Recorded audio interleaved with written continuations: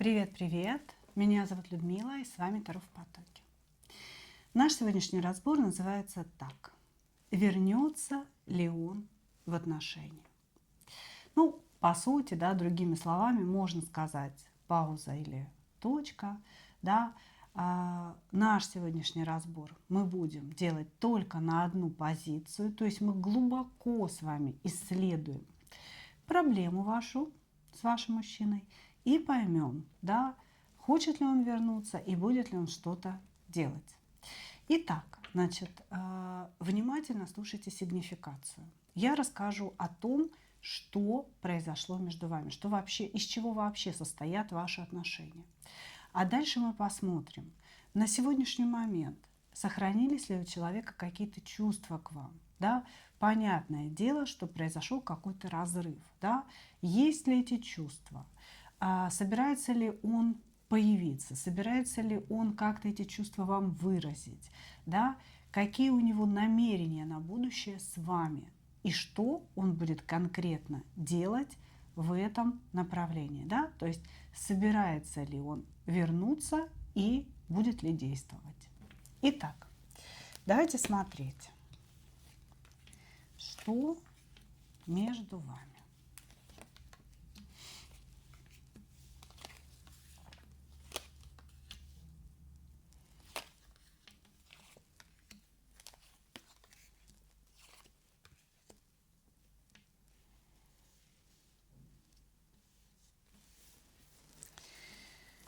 Так.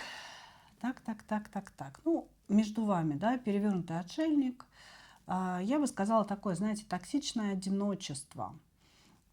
Каждый из вас думает друг о друге и обвиняет оппонента в том, что произошло.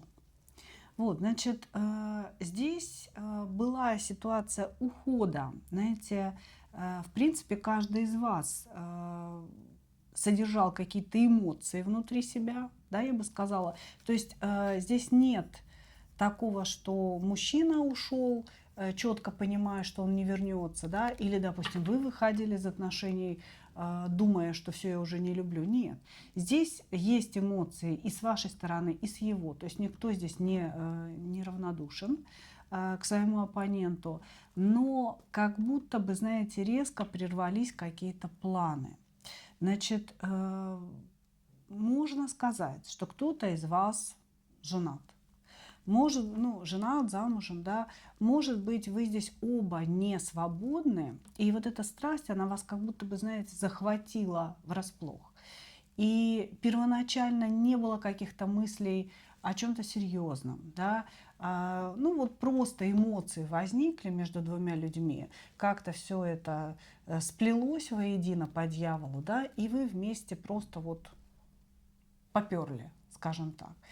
И впоследствии, да, то есть здесь показывает что? Что людей что-то такое притянуло друг к другу, да, объединило.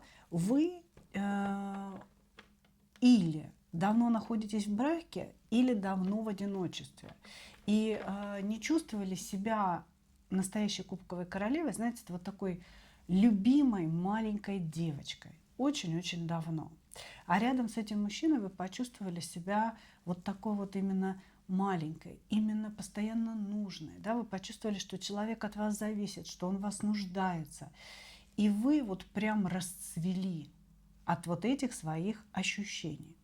Мужчина же почувствовал себя настоящим мужчиной рядом с вами. Он почувствовал себя иерофантом, да, что его мнение важно, что какие-то вещи, которые он делает, правильные. Да? То есть вот женщина, с которой я чувствую себя сильным, с которой я чувствую себя вот прям могучим человеком.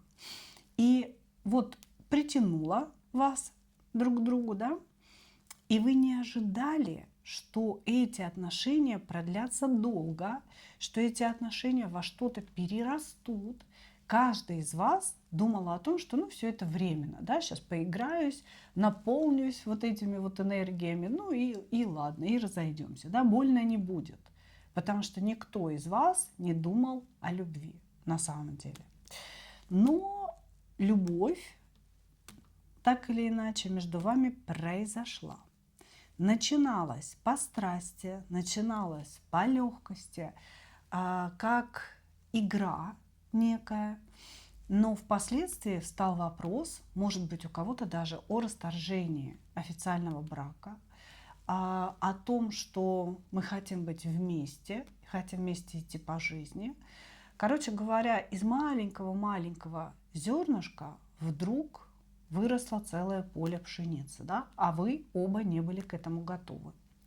Вот, значит, здесь могла быть ситуация, да, что, допустим, вы замужем, и у вас вот возникает этот роман. Не исключу, что он возник на работе с этим мужчиной.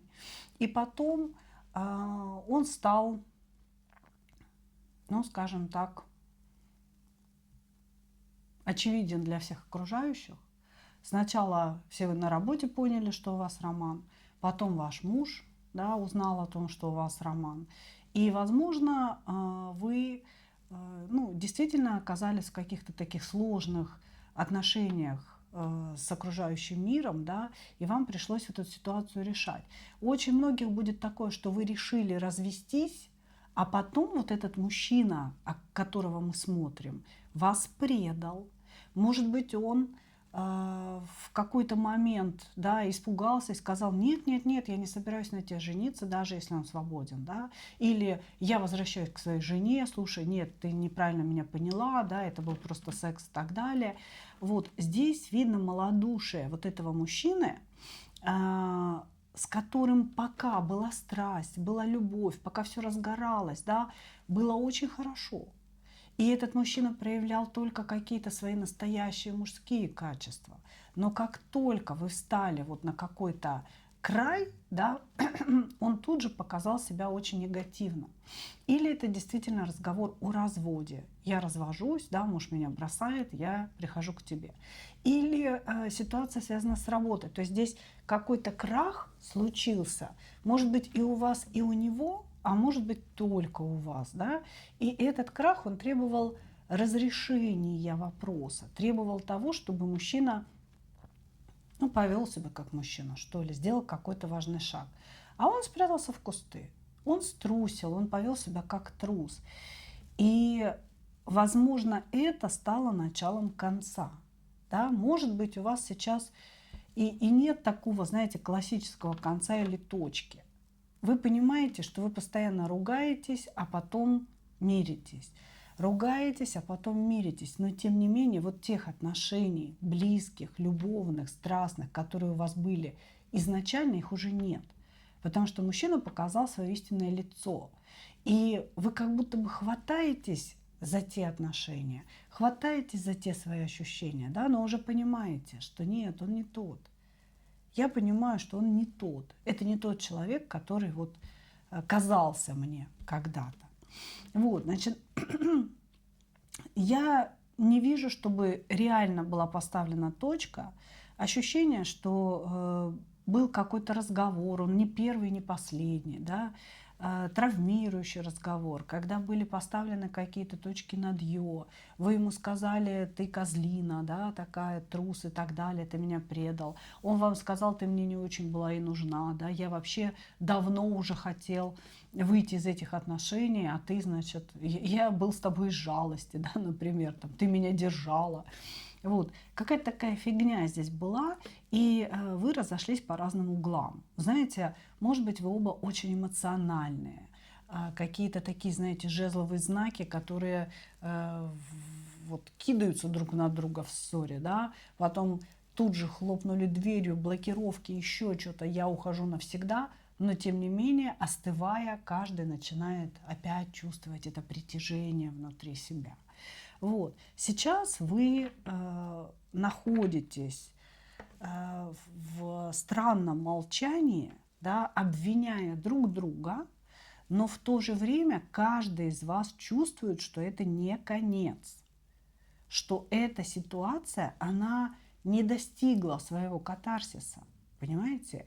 И что все равно должно произойти еще что-то. И я думаю, именно поэтому вы смотрите этот разбор.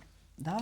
Вы смотрите, чтобы понять, будет или нет. Да? Это только у меня такое ощущение, или все-таки судьба нас еще сведет. Хорошо. Короче говоря, мужчина себя очень некрасиво повел в какой-то решающей ситуации, когда действительно от него требовался поступок. Он поступил плохо. Он поступил плохо. Сейчас чуть-чуть отъеду. Тут что-то стену стираю. Давайте смотреть, есть ли у него чувства.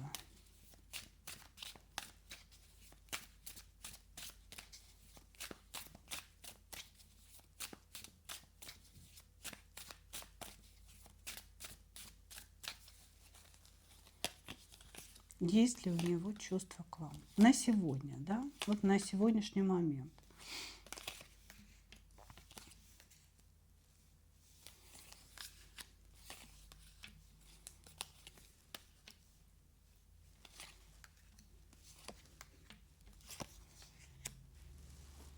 Слушайте, ну я вообще не знаю, были ли они, если честно. Этот мужчина любит только себя, и в принципе он готов любить только себя, когда ему нужна женская энергия, он находит женщину, с которой он эту энергию скачивает, я бы так сказала. Да, он много о вас думает. Здесь человек находится в Луне. Я думаю, что и вы находитесь в ментальной зависимости от него. Вы о нем постоянно думаете, он о вас постоянно думает. Только знаете, о чем он думает? Он думает, первое, о сексе с вами. Если этот секс был, то ему он очень нравился, и он его вспоминает. Ему ужасно не хватает сексуальных моментов с вами, вашего тела, вашего запаха, вашего поведения в сексе. Если, простите, если секса между вами не было, то человек думает о том, что жаль, что не было. Да, как бы я хотел, чтобы было. Он вас представляет в своих фантазиях. И, конечно же, эти фантазии дают ему какое-то такое, знаете, эмоциональное насыщение, я бы сказала. Вот. Значит, что еще можно сказать? Можно сказать, что этот мужчина, он, знаете, ну или он младше вас, или вообще в ваших отношениях вы занимали такую, знаете, лидирующую какую-то роль, как мама, что ли.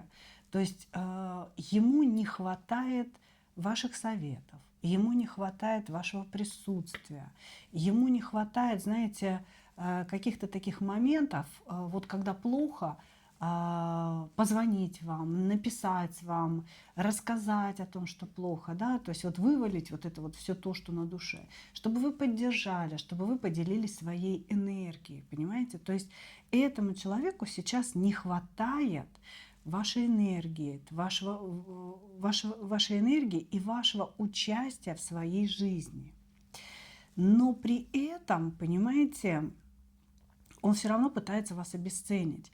То есть внутри себя этот человек пытается как будто бы сказать себе, да, она дура, она какая-то ненормальная, она какая-то больная. То есть вот он вот этими словами, да, словами внутри себя пытается обесценить не только то, что было между вами, но и свое отношение к вам. Понимаете? То есть, конечно, я не вижу здесь любви, я думаю, ее и не было. Это какая-то такая, знаете, сумасшедшая страсть к вам. Она действительно была. Но страсть, которая как ураган, она пришла, разнесла, как говорится, все в вашей жизни, и, может быть, и в его жизни тоже, да, и после этого урагана остались только какие-то обломки. А чувств не осталось внутри себя, только сожаление о том, что все переломано, да, теперь в жизни. И какой-то надежды на будущее тоже нет. То есть этот человек вас не любит. Но этот человек вас хочет как женщину. Для него определяющим моментом стали именно сексуальные отношения с вами или сексуальные разговоры с вами, или его сексуальное желание к вам. да, то есть как бы очень-очень сильно хотел вас и сейчас сожалеет о том, что это, допустим, не произошло. Но здесь у большинства все-таки были сексуальные отношения, и он вот прямо об этом думает, вспоминает, это его будоражит. Вот, значит, человек скрытно узнает о вас информацию, и он за вами где-то подглядывал, пока вы это не прекратили. То есть он говорит о том, что я на дурачка, может быть, ходил на какие-то ее странички, может быть, спрашивал у бывших коллег там, или знакомых общих каких-то у вас. Но сейчас, если ходил на странички, вы его заблокировали, да, вы ему не даете возможности смотреть. Если что-то связано со знакомыми, вы, допустим, попросили знакомых ничего о вас не рассказывать. Если связано с работой, вы ушли с этой работы. Да? То есть он не имеет сейчас возможности за вами наблюдать. Вот. Хотя наблюдать очень-очень хочется. То есть здесь, понимаете, человек не испытывает глубоких чувств к вам, но он испытывает эмоции какого-то, знаете, прерванного обладания. Вот он обладал вами, вы были его драгоценной вещью. А сейчас у него нет этой драгоценной вещи. Ну как это так? Вещь должна вернуться к своему хозяину, говорит он. Здесь нет личностного отношения, узнавания вас, какого-то, знаете, понимания, что вам тоже больно. Ему похрена вообще, больно вам или не больно, понимаете? Но здесь есть зависимость определенная, сексуальная в том числе, да, и здесь есть сожаление о том, что нет рядом теперь близкого человека, нет теперь рядом друга, да, нет человека, который поддержит, которому можно вылить свои переживания какие-то. Вот об этом человек внутри сожалеет. Но у него здесь, кстати, очень часто меняются эмоции. Это мужчина очень эмоциональный и вспыльчивый, возможно, да, и он, возможно, в периоды вспыльчивости своей делает разные глупые вещи. Заблокировал вас, разблокировал вас, оскорбил вас, потом признался в любви. Да? То есть ощущение, что он немножко неадекватный и непонятно, что он хочет вообще. У него внутри вот эти вот все состояния. Его как будто бы, знаете, вот от стенки к стенке кидает, и он сам не знает, что он чувствует, что он хочет. То, что он вас обидел и оскорбил, это 100%. Он вам сказал какие-то гадости, и как будто бы, знаете, здесь нет сожаления об этом. Здесь есть, ну что, получила, так тебе и надо, так тебе и надо. Что ты думала, только ты, что ли, можешь там меня топтать или там что-то говорить мне такое. Вот. И вроде бы вот такие эмоции присутствуют. И еще какой-то страх за то, чем вы ответите, что ли. Или что ему теперь ждать от судьбы, вот за то, что он это все сделал, это все сказал. Понимаете? Мужчина очень трусливый. Очень трусливый. Хорошо. Давайте посмотрим, собирается ли он возвращаться в ваши отношения.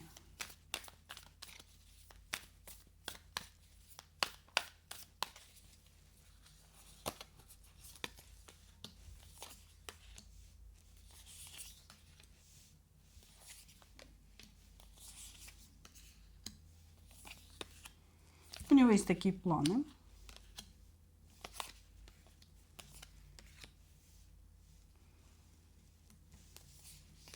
Вы здесь, слушайте, настолько круче его, вы вообще в императрице, в жрице справедливости. Девчонки, вы о чем вообще говорите-то тут? Значит, собирается ли он возвращаться? У него есть эти планы, потому что вы для него ценный экземпляр. Он действительно верит в то, что у вас есть магические способности. Он считает вас ведьмой. Возможно, потому что вы его излечивали своей энергией. Возможно, потому что вы его чистили, вы его направляли. Все, что вы говорили, сбывалось или сбылось. То есть здесь мужчина уверен, что вы обладаете сверхъестественными способностями. И он как будто бы знает, что вы умеете ими пользоваться. Может быть, вы, конечно, не практик, да, но вы как будто бы, направляя эту энергию, действительно можете создавать какие-то чудеса. И он об этом знает. Поэтому он говорит о том, что у него есть планы вас вернуть, у него есть планы пользоваться вашим ресурсом императрицы. Что это значит? Это не деньги. Ресурс императрицы – это наша женская энергия, которая строит города, которая поднимает мужчину, делая из ничтожества настоящего императора. Вот он видит в вас эту способность для себя. И ему очень нужна эта энергия, именно она. Поэтому планы вернуться в ваши отношения у человека есть. Но эти планы сопряжены с семеркой мечей, которая вышла первой картой. Да? То есть это планы обхитрить, обмануть, обвести вокруг пальца. Вот, значит, да, на сегодня человек играет в молчанку. Он играет в точку, которая точкой не является. То есть он вам сказал, что все кончено, может быть, он вас заблокировал, может, еще какая-то хренотень произошла, но при этом он сам точку не поставил. Он говорит о том, что это игра, это и есть обман. Это какая-то такая шахматная партия, в которой вы должны проявить свои чувства. Он это делает для того, чтобы увидеть, будете ли вы писать, будете ли вы догонять его, искать с ним встречи и так далее. Понимаете? Для чего? Для того, чтобы вас прогнуть. Для того, чтобы вы больше не делали того, что ему не нравится. Да? Чтобы вы согласились на какие-то его условия. Может быть, он вам сказал, что, слушай, давай все останется на кругах своя, ну, вы поняли, да, там же, где и было, а ты просто будешь моей любовницей. Ты там разводись со своим мужем, да, который все узнал. Ну, будешь моей любовницей, а я со своей женой останусь, потому что она меня простила, например. Вот. Здесь мужчина имеет в своей голове определенный план насчет вас. И единственная его проблема в том, что вы с этим планом не согласны, что вы не хотите действовать по его установкам. И поэтому здесь идет какая-то хитрость. Это точка, это его хитрость, это маневр для того, чтобы вы прогнулись, соскучились, почувствовали его отсутствие в своей жизни, да, и начали соглашаться на его условия. Дальше и действие его, это тоже будет какой-то обманный маневр, понимаете? То есть он будет возвращаться в отношения, но не сейчас, сейчас он выжидает. Как-то он будет, знаете, возвращаться постепенно. Сначала, например, он вас разблокирует. Через неделю он напишет, как ты, да? Еще там через 3 дня скажет, что скучал. Ну вот тут будет такое, знаете, поступательное движение к вам. Возвращение планируется. Пока молчанка, пока он пробует этот метод с вами, да, как бы. Дальше будет постепенное, я любил тебя всю жизнь, ты меня прости, вот то, что я говорил, ты не обращай на это внимания, да, как бы я вот буду говорить теперь другое. Вот, значит, нам говорят о том, что это все, в принципе, обман в вашу сторону, потому что вы в этих отношениях не получаете себя и не получаете ничего для себя. Здесь все как-то выстроено вокруг его персоны, вокруг помощи ему, любви его, удовлетворения его потребностей. Понимаете? Здесь, кстати, еще мужчина очень часто давит на вашу жалость, говоря о том, что он такой несчастный, все его всю жизнь обманывали, обездолили как-то, чтобы вот включился этот материнский инстинкт, понимаете, чтобы вы начали помогать. Я думаю, что вы ему очень сильно помогали. Не обязательно деньгами, да, и совет, ваша энергия – это огромная помощь. Никогда не обесценивайте ваше участие в жизни другого человека. Вот, значит, что еще? Возвращение будет. Он намерен это делать. простите, сейчас исследуют один метод.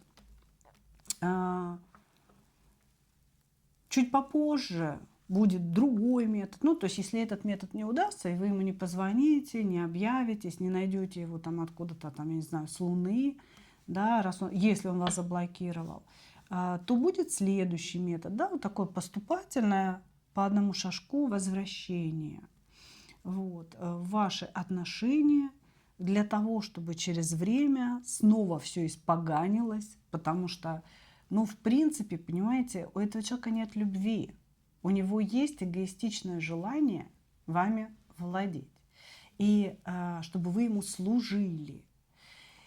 И поэтому, ну, такие отношения, они не могут существовать в свете, да, то есть они не могут дарить радость. Поэтому через время, если действительно это все удастся, да, вот, то есть возвращение будет. Он намерен возвращаться, он будет действовать вот так, как я говорю. Если вы его примете, то есть это все зависит от вас. Если вы его примете, если вы ему позволите снова влиться в вашу кровь, через время опять все захерачится. Понимаете? То есть опять вы будете в блокировке, опять вы будете оскорблены, вы будете опять испуганы чем-то, потому что его поведение станет еще более неадекватным. То есть периоды вашего счастья, они будут все более и более короткими, а ссоры и агрессия с его стороны все более длинными, и оскорбления. Здесь у мужчины вот прям какие-то гадостные слова на языке торчат в вашу сторону. Понимаете? Как-то так. Поэтому собирается ли он возвращаться? Да.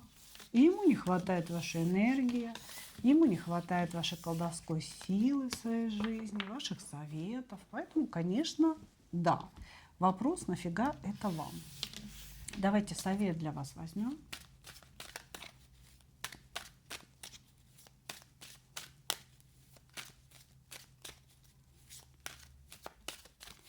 Совет для вас. Что вам делать?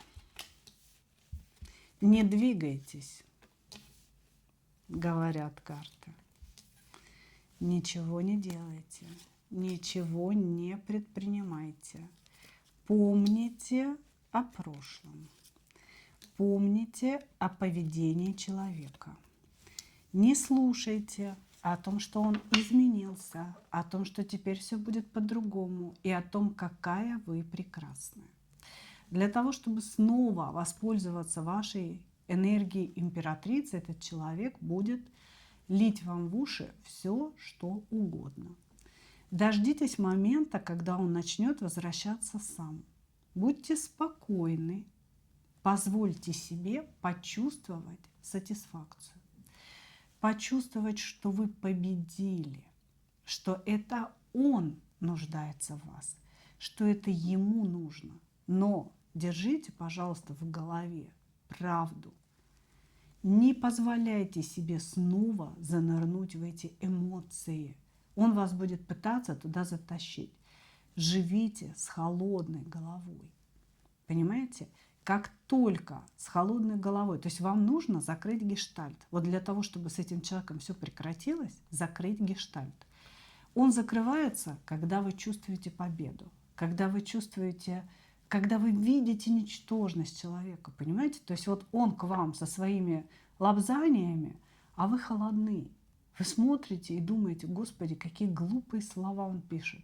Ведь никакое из этих слов не подтверждено было действием.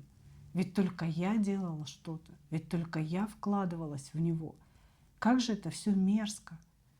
И когда вы вот на взлете, не в падении, когда вы поссорились и вы заблокированно сидите, а на взлете, в момент его возвращения, да, чувствуете омерзение в сторону человека, вот тогда ваш гештальт закрывается.